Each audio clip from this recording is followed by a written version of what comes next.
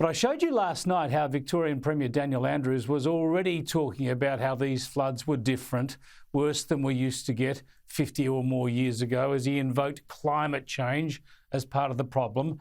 Yep, droughts, floods and fires, they blame them all on climate change these days, even though we've known them all forever in this land. In fact, they have shaped this land, and our flora and fauna has evolved to deal with those factors of climate. Anyway, of course, Green left politicians are not the only ones who do this. We get the same climate change activism from the public broadcasters. Here's the ABC choosing this morning to focus on what it says is a growing threat from storms. Kim Reid from the ARC Centre of Excellence for Climate Extremes says as climate change progresses, storms are likely to become more severe. We just have this extra energy in the climate system now and in the future that when we get these storms, they are likely to be quite intense. Simon Bradshaw from the Climate Council says a bigger shift is needed.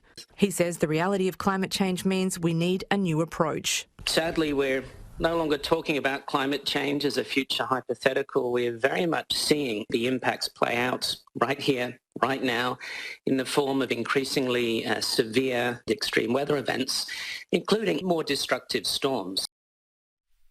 Yeah, it's always the same, isn't it? Talking about what's going to happen, the doom and gloom to come, and then using everything that's happening now as evidence to say, yeah, told you so.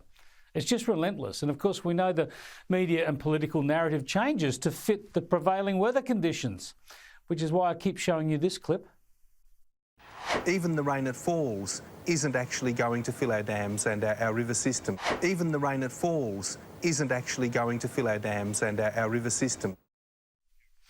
It just shows how the alarmists keep getting it wrong, but they never stop with their catastrophic predictions. And I have to show you this cartoon from the weekend where the Herald Sun's Mark Knight had a statue of Flannery with that infamous quote as an inscription on the statue. And the whole thing, of course, was disappearing under Victoria's floodwaters.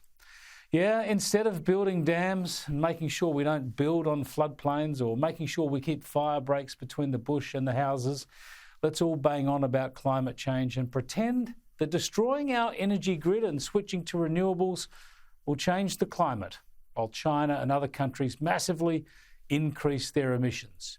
It's a national psychosis, and we're all paying the price.